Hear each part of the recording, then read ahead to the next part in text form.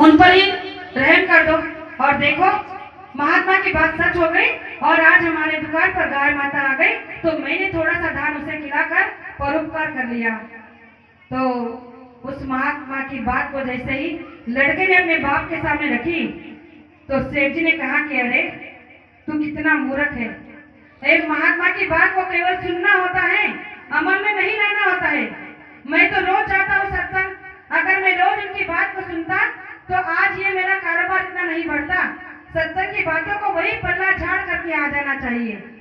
मैं अगर ये बात सुन लेता तो पता नहीं मेरा कारोबार इतना नहीं चमकता। तो ये बात को सुनते ही लड़के ने कहा कि धिक्कार है आपके मानव देह को। अरे इतने दिन से आप सत्संग सुन रहे हो और आपको सत्संग को आपने क्या कहा, पल्ला झाड़, कि वही सुन लेना और वही झाड़ के आ जाना, मतलब पल्ले कुछ नहीं लाना। तो आपने इतना समय बर्बाद कर दिया। उस लड़के ने एक दिन के सत्संग में ये सुना कि सत्संग की गरिमा संसार में सबसे बड़ी है, सत्संग के वचनों से बड़ा इस संसार में कुछ नहीं है। और आपने कहा कि उसे पल्ला झाड़ कर देना। तो उस लड़के ने अपने पिताजी से कहा कि आपके मानव देह को धिक्कार है कि आपने इतना समय व्यर्थ में गवा दिया। अगर मुझे पहले पता होता कि महात्मा जी सत्संग में इतने अच्छी अच्छी ज्ञान की बातें बताते हैं, परोपकार की बातें बताते हैं, आत्म कल्याण की बातें बताते हैं, तो मैं रोज उनके सत्संग में जाता और अपना आत्म कल्याण कर लेता। यही बात हम सब के लिए लागू है। हम सब यहाँ पर बैठे यही कर रहे हैं, सत्संग में जाते भी हैं, सुनते भी हैं, लेकिन पल्ला झाड़। घर जाते ही बीवी, पत्नी, बच्चे, परिवार, संसार, दुकान, दफ्तर, खेती, बेईमानी, चोरी, घुसखोरी, ये सब जब ये सब अपने पास में रखा है तो परमार्थी धन कहाँ बचेगा। परमार्थी धन को रखने के लिए अंदर निर्मलता होनी चाहिए, पवित्रता होनी चाहिए, शुद्धता होनी चाहिए। जब तक आप प्योर नहीं होगे, आपके अंदर में पवित्रता नहीं होगी, तब तक परमार्थ नहीं बैठने वाला। परमार्थ को बिठाने के लिए अंदर में शुद्धता की होना बहुत जरूरी है, निर्मलता का होना बहुत जरूरी है। तो आप कहोगे ये निर्मलता कहाँ से और कैसे आती है? तो एक छोटा सा प्रमाण और देना चाहूंगी। बीच बीच में प्रमाण इसलिए देना पड़ता है कि दृष्टांत देकर आपको सिद्धांत पर लाया जाता है कि इस दृष्टांत का ये मतलब हुआ कि हमारे जीवन का सिद्धांत इस तरह से बनना चाहिए। तो एक फकीर थे, वो एक गांव में जाते थे, रोज एक ही घर में आटा मांगकर, रोटी मांगकर अपना गुजारा करते थे। उनका रोज का नियम था कि एक घर में जाना, एक रोटी या आटा जो भी मिले चावल, उसे खाकर गुजारा करना। एक दिन जैसे बड़ापुरा गांव में आए और हमारी किसी गुरु बहन के दरवाजे पे गए और कहने लगे कि माताजी थोड़ा भिक्षा दे दो। तो वो बहन थी परमार्थी की उसे जिज्ञासा थी। उसके मन में बड़े दिनों से था कि परमार्थ की कमाई कैसे करना चाहिए, परमात्मा को कैसे प्राप्त करना चाहिए। और इसलिए उस बहन ने उस फकीर महात्मा से पूछ लिया कि महात्मा जी मुझे उपदेश चाहिए। मैंने सुना है कि फकीर महात्मा से उपदेश लेकर आत्म कल्याण किया जाता है, तो क्या आप मुझे उपदेश दोगे? तो उस फकीर महात्मा ने कहा कि बेटा जरूर, लेकिन आज नहीं, कल दूंगा। मैं कल इसी समय आऊंगा और तुम्हें जो है उपदेश देकर जाऊंगा। तो उस बहन ने सोचा कि बहुत बड़ी अच्छी बात है। उसने कहा कि कल आप मेरे ही घर आना और मैं आपके लिए जो है कुछ खाने के लिए बना के रखूंगी। अब जैसे फकीर महात्मा वहां से चले गए तो वो बहन सोचने लगी कि कल तो महात्मा जी मुझे उपदेश देंगे और सुना है कि गुरु से कुछ लेने के लिए कुछ देना भी पड़ता है। अब उन्हें गुरु दक्षिणा में क्या दूं? वो तो केवल रोटी या कुछ भिक्षा ही लगे कि कुछ ऐसा पकवान बनाओ कि जिसे खाकर वो खुश हो जाए और मुझे दीक्षा का दान दे दे। तो उस बहन ने बड़े प्रेम से, बड़े भाव से उस महात्मा फकीर के लिए खीर बनाई, बड़े ड्राई फ्रूट उसमें डाल के, मिष्ठान मेवा डाल के बड़े अच्छे से वो खीर बनाई और महात्मा का इंतजार करने लगी। महात्मा ने समय दिया था, समय पर आए। जैसी आवाज लगाई कि बेटा भिक्षा दो, तो वो बहन कटोरे में खीर लेकर आई और महात्मा जी से कहने लगे कि लो महात्मा जी, आज मैंने आपके लिए जो है खीर बनाई है, आपका कमंडल आगे करो। जैसे ही महात्मा ने कमंडल आगे किया तो उस बहन ने देखा कि उस कमंडल में गोबर है, तो उसने झट से अपना खीर वाला कटोरा पीछे कर लिया अब फकीर महात्मा कहने लगे कि अरे क्या हुआ, खीर नहीं डालोगी? तो उसने कहा कि अरे आपके कमंडल में तो पहले से गोबर भरा है, और अगर गोबर में मैं खीर डाल दूं तो ना आप खाओगे ना कोई जानवर, बेकार हो जाएगी। इसीलिए आप मुझे कमंडल दे दीजिए, मैं इस गोबर को बाहर फेंक कर इसे अच्छे से साफ पानी से धोकर मांझ कर साफ कर दूंगी, और फिर इसमें जो आपको खीर दूंगी जो आप खा सकते हो। तो महात्मा जी ने कहा कि तुम जो कह रही थी कल कि मुझे उपदेश देना, मिल गया। तो उस बहन ने कहा कि कुछ नहीं समझी नहीं। तो उस फकीर महात्मा ने कहा कि जैसे तुमने अभी कहा कि इस कमंडल में गोबर है, इस गोबर में तुम खीर नहीं डाल सकती, जो गंदी हो जाएगी, खराब हो जाएगी, जिसे मैं ना खा सकूं ना जानवर। तो ये इसलिए कि इस बर्तन में पहले से गंदगी है, तो कोई अच्छी चीज उसमें नहीं बैठ सकती, कोई अच्छी चीज उसमें नहीं डाल सकते। इसी तरह ये जो तुम्हारा मनुष्य मंदिर है, इसमें तुमने न जाने कितनी गंदगी को, कितने गोबर को भरा रखा है। पहले तो इस गोबर को, इस गंदगी को हटाओ, और जिस दिन ये गोबर, ये गंदगी हट जाएगी, ये निर्मल हो जाएगा, ये पवित्र हो जाएगा, तो तुम्हें उपदेश मिल जाएगा और तुम अपने जीवात्मा को अपने परम धाम में पहुंचा दोगी। तो प्रेमियों, ये बात बाबा जय गुरुदेव जी महाराज ने हमारे आपके लिए ये बात इसीलिए अपने आध्यात्मिक भाषा में इतनी सरल और सीधी कर दी है कि आप इसे समझ सको। हम आप बड़े परम सौभाग्यशाली है, और उससे ज्यादा मैं अपना सौभाग्य समझती हूँ। आप कहोगे कैसे? मैं ये बात शुरू में बताने वाली थी, लेकिन अभी विस्तार से बताने वाली हूँ, क्योंकि 15 मिनट अभी और मिले हैं। इस कार्यक्रम के लिए आने का हमारा कोई नियोजन नहीं था। ये बात इसलिए बताना जरूरी है कि यहाँ पर बैठे सभी भाई बहनों के दिमाग में एक ही बात हमेशा पल पल प्रतिपल चलती है कि गुरु की दया हमें क्यों नहीं मिलती। हम इतने दिनों से नामदानी है, सत्संगी है, हम ध्यान भी करते हैं, भजन भी करते हैं, सुमिरन भी करते हैं, सेवा भी करते हैं, सेवा भी देते हैं, साकार का प्रचार भी करते हैं, लेकिन फिर भी हम पर गुरु की दया क्यों नहीं है? तो दया कैसे और कब होती है? तो इसे पहचानने की आंख, पहचानने की दृष्टि हमारे पास होना, तब दया का पता चलता है। तो इस प्रोग्राम के लिए हमारा आना निश्चित नहीं था, लेकिन जैसे हमारे भाई साहब ने यहाँ से फोन लगाया, हरिकिशन भाई साहब ने, मैं तो देखा भी होगा, जानती हूँ, लेकिन अभी सामने आएंगे तो बता दूंगी। उनका फोन आया, उन्होंने फोन किया था हमें 22 तारीख को, और कहा कि 25 तारीख का कार्यक्रम आपका हमने बड़ेपुरा में दिया है, आप पारोली में आए थे नए वर्ष में, तब आपने हाँ कहा था। अब हमारे पतिदेव को ये बात ध्यान ही नहीं रही, वो भूल गए और हमने टिकट नहीं करवाया। तो इन्होंने उनसे माफी मांगे, कहने लगे कि भाई साहब बात तो सही है, लेकिन मैं तो ये बात भूल गया कि मैंने 25 तारीख आपको दिया है, और अब हम नहीं आ सकते क्योंकि टिकट तो मिलेगा नहीं कंफर्म, और इतने दूर आना है तो वो तो व्यवस्था होनी चाहिए। तो उन्होंने कहा कि देखो, अगर मालिक की मर्जी रही तो आपका टिकट भी हो जाएगा, आप कोशिश कर देख लो। तो यहाँ से उनके ऊपर दया शुरू हुई। ये बात मैं इसलिए बताना चाहती हूँ कि उनके ऊपर वहां से दया शुरू हुई और हमारे लिए जरिया बनते गया। तो उन्होंने कहा कि मैंने सुरेश भाई साहब से, हमारे जो राजपूत जी है ग्वालियर से, उनसे बात भी की है। उन्होंने कहा है कि केवल आप उनको याद दिला दो, आगे का गुरु महाराज देख लेंगे। अब जब इनसे बात हुई तो ये गुजरात में, इनका 19 तारीख का सत्संग गुजरात में था, ये गुजरात के लिए इन्होंने कहा कि भाई जब आपने बोल दिया है तो आना पड़ेगा। गुरु महाराज की इतनी बड़ी संगत वहाँ है, प्रेमी बहुत आपको प्रेम से भाव से बुला रहे तो आना चाहिए। हमने कहा ठीक है। और प्रेमियों देखो, हमने हमारे बेटे से कहकर तत्काल में रिजर्वेशन करवाया, कंफर्म टिकट कल की मिली। कल हमारी ट्रेन थी शाम को भुसावल से 5 बजे। हम घर से निकले 12 बजे, गाड़ी लेकर निकले, एक जगह गाड़ी लगाकर भुसावल में पहुंचे 6 बजे। हमने सोचा अभी 1 घंटा 1.5 घंटा बाकी है, समय से पहुंच गए, मालिक की दया है।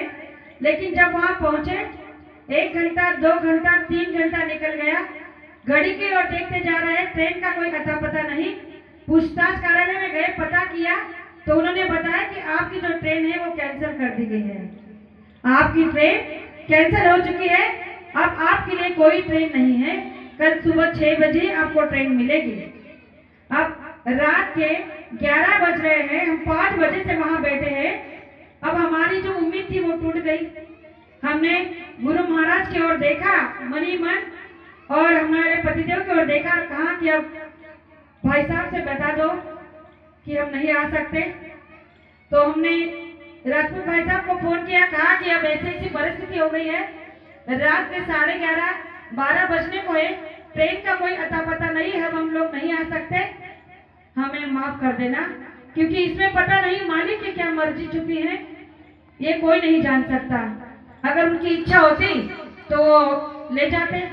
तो इन्होंने जो बात कही वो बात का मैं इसलिए यहाँ पर निरूपण करना चाहती हूँ कि जो सच्चा सेवक, जो सच्चा भक्त, जो निर्मल होता है, जिसके अंदर में दूसरों के प्रति प्रेम और निष्ठा होती है, वो हमेशा दूसरों के लिए एक सही और सच्ची बात कहता है। इन्होंने जब हमने इनसे कहा तो इन्होंने कहा कि अरे तुम चिंता क्यों करते हो, जब प्रोग्राम बन गया है आने का तो ये नहीं थी कोई और ट्रेन। तो हमने कहा कि और ट्रेन का तो अभी कोई नजारा नहीं है, क्योंकि सब पता रहे कि सुबह 6 बजे से पहले कोई ट्रेन नहीं मिलेगी। तो इन्होंने कहा कि कोई बात नहीं, आप वहीं रुको, कोई ना कोई हल निकल आएगा और आप चले आओगे। और सच में जैसे ही इन्होंने कहा तुरंत वहां एकदम से जैसे बोलते हैं कि वीर पावर काम शुरू हो गया। कोई प्रेमी हमारे सामने बैठे थे जो लखनऊ जा रहे थे अपनी टीम के साथ, और उनकी ट्रेन थी 12:30 बजे की, तो वो भी 1 घंटा लेट हो गई। वो लोग आपस में चर्चा कर रहे थे, तो हमने इनसे कहा कि इनसे जाकर पूछो कि इनकी ट्रेन कौन सी है और कहाँ से कहाँ जा रही है। उन्होंने कहा कि हमारी ट्रेन है गोरखपुर लखनऊ तक, और हमें नैमिषारण्य जाना है जहाँ भागवत चल रहा है। तो हमने कहा कि ये कहाँ से तक जाएगी। उन्होंने कहा कि झांसी तक जाएगी। तो हमारे लिए एक बहुत बड़ी उम्मीद की किरण जग गई। हमने कहा कि इनके साथ झांसी तक चलते हैं, आगे का गुरु महाराज देख लेंगे। और प्रेमियों, कहने के बाद कि हमने वहां टिकट तो निकाल लिया जनरल का, उन प्रेमियों के साथ 1 बजे रात के हम एसी कोच में चढ़ गए, क्योंकि जनरल में चढ़ने की कोई कैपेसिटी नहीं थी। इतनी भीड़ कि पैर रखने के लिए जगह नहीं, स्लीपर में भी नहीं। हमने इनसे कहा कि देखो, अभी जब गुरु महाराज ने ये सब अकेला खड़ा किया है तो इसमें से वही निकालेंगे। अब तुम सीधा एसी कोच में चढ़ जाओ, आगे जो होगा देख लेंगे। और आपको यकीन नहीं होगा भाई साहब, गुरु महाराज ने एसी कोच में चढ़ने के बाद एसी सीट हमारे लिए कंफर्म रखी थी। जय गुरुदेव। जो टीटी जिस सीट पर बैठता है वो वही भुसावल में उतर गया और उसकी सीट एकदम खाली पड़ी थी। हम जाकर वहां बैठ गए और सो गए। 1-2 घंटा हुआ, फिर नया टीटी आया, उसने जगाया कि भाई ये सीट आपकी कैसे, आप कौन, कहाँ से। तो हमने उनसे कहा कि भाई ये सीट हमारी नहीं है, लेकिन हम इसलिए बैठे हैं क्योंकि हमें जाना है ग्वालियर और हमारी ट्रेन कल की कैंसिल हो गई, आप टिकट देख सकते हो। उसने टिकट को देखा, ट्रेन को देखा, कहने लगा बात तो सही है। हमने कहा कि हमें सत्संग में पहुंचना बहुत जरूरी है, प्रेमी हमारा इंतजार कर रहे हैं और इससे बड़ा ऑप्शन कोई नहीं था। इसलिए हमने इस लखनऊ वाली गाड़ी में बैठकर झांसी तक का आपका हमारा सफर किया है, करना है। अगर आपकी इजाजत हो तो यहाँ बैठ सकते हैं, वरना बाहर आप जब कहोगे तो जनरल में भी जा सकते हैं। तो आपको यकीन नहीं होगा प्रेमियों, उस टीटी ने जैसे ही सत्संग का नाम लिया, उसने कहा कि मैडम जी चिंता की बात नहीं, आप यही सो, कोई दिक्कत नहीं। और वो चला गया तो सुबह होने तक आया ही नहीं। प्रेम से जय हम लोग वहां से निकले और जैसे ही अभी यहाँ झांसी में उतरे, तो झांसी में उतरने के बाद फिर टेंशन की अब यहाँ से जाने हैं, समय तो पूरा होते जा रहा है। 11 बजे की ट्रेन थी जो झांसी में आने वाली थी, उसको 12 बज गए। अब बड़ा पूरा कैसे पहुंचेंगे। भाई साहब से बताया, इन्होंने कहा कि चिंता मत करो, बाय रोड आ जाओ, आप कोई भी 4 व्हीलर गाड़ी किराए से ले लो और निकल पड़ो। हम जैसे उतरे, भागते भागते चले जा रहे, टीटी ने फिर से पकड़ा, रहे क्यों भागे जा रहे हो, क्या बात है। हमने कहा कि हमें बाय रोड जाना है, बाहर निकलना है, स्टेशन से कैसे जाना होगा। उसने कहा कि कहाँ जा रहे हो। हमने कहा ग्वालियर जाना है। कहने लगा क्यों। हमने कहा सत्संग है भाई 2 बजे का, प्रेमी इंतजार कर रहे हैं और जाने का रास्ता नहीं है, समय पर पहुंचना है, इसलिए बाय रोड जाने की सोच रहे हैं। उसने कहा बाय रोड जाने में 4000 का खर्चा आएगा, फिर भी आप समय से नहीं पहुंच पाओगे, 2.5 घंटा लगेगा। आप ऐसा करो, अभी 10 मिनट में एक ट्रेन आ रही है प्लेटफॉर्म नंबर 4 पर, जो समता एक्सप्रेस है सुपर फास्ट, उस पर बैठ जाओ और आप ग्वालियर पहुंच जाओ। देखो उस टीटी को भेजने वाले कौन थे? गुरु महाराज। जैसे उसने कहा हम सीधा वहां से वापस हुए, जनरल का टिकट लिया, स्टेशन पर आए, 20 मिनट में ट्रेन आई और समय से यहाँ पहुंचकर हमारा बेटा लाला वहां आ गया और उसने हमें सही समय पर यहाँ पहुंचा दिया। तो ये दया इसलिए मिली क्योंकि हमने गुरु को अपने अंदर बिठाया है, समर्पित भाव से गुरु को पुकारा है, तब जाकर ये भाव बना है। जब तक ऐसे समर्पित प्रेमी हमारे पास नहीं होंगे, हमारे साथ नहीं होंगे, हमारे भाव कभी नहीं बदलेंगे। अभी अभी आपने 1 जनवरी का जो प्रोग्राम पारोली गांव में देखा होगा, जो भूतों न भविष्य था, ऐसे देहात में हजारों की संख्या में लोगों का आना कोई आम बात नहीं है। अगर आप लाखों रुपए खर्च करोगे, पैसा धन दौलत बैनर बांटोगे, खाने पीने की सुविधा दोगे, गाड़ियां निकालोगे, तब जाकर लोग रैली में जुड़ते हैं। लेकिन कितने घंटे के लिए? 1-2 घंटे के लिए।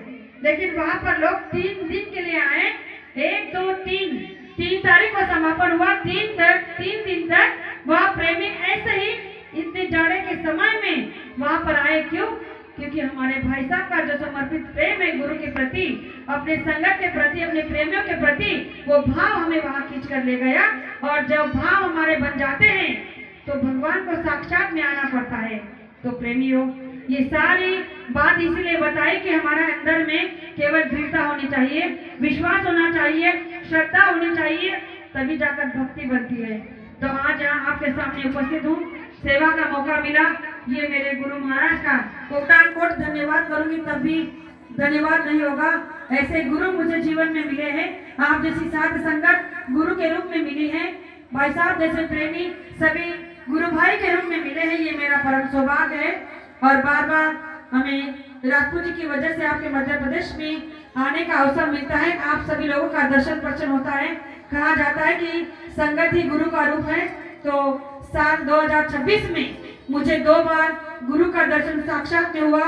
पहली बार पारोली गांव में 3 दिन तक मैंने संगत के रूप में गुरु का साक्षात्कार किया और आज फिर से आपके बड़ापुरा गांव में आप संगत के बीच में मैं गुरु को साक्षात्कार कर रही हूँ। बोलो प्रेम से जय तो 2 बातें आपके सामने रखी, कहने के लिए बहुत सारी बातें हैं, कई घंटे निकल जाएंगे, लेकिन और भी प्रेमी है। तो बहनों से इतना कहना चाहूंगी कि ये देश सतियों का है, वीरों का है, संत महात्माओं का और त्यागी तपस्या का है। इस देश की इस भूमि बड़ी पवित्र और पावन है और ऐसे देश में हम जन्मे हैं। तो हमें केवल एक बात का ध्यान रखना चाहिए कि हमारा खान पान शुद्ध, सात्विक और पवित्र होना चाहिए, जिससे हमारे आचार विचार शुद्ध होंगे, हमारे परिवार में सात्विकता आएगी, संस्कार आएंगे और गुरु महाराज जैसे परम संत गुरु हमारे जीवन में मिलेंगे तो हमारा जीवन जो पारस करते ही कहते कि लोहा सोना बन जाता है, ऐसे ही पारस रूपी संत हमें मिले हैं। तो इस लोहे रूपी इस पारस को हम अगर लगा देंगे तो ये लोहे जैसा शरीर भी हमारा सोना बन जाएगा। तो केवल ये 2 बातें आपके सामने रखी, हो सकता हो कहने में एक आध शब्द ऐसा निकल गया हो जो नहीं कहना चाहिए था, तो आपकी छोटी बेटी समझकर माफ करना, इसलिए आशा करती हूँ। और मेरे दर्शक को यही विराम देना चाहती हूँ, भूल चूक की माफी चाहती हूँ। जय गुरुदेव। जय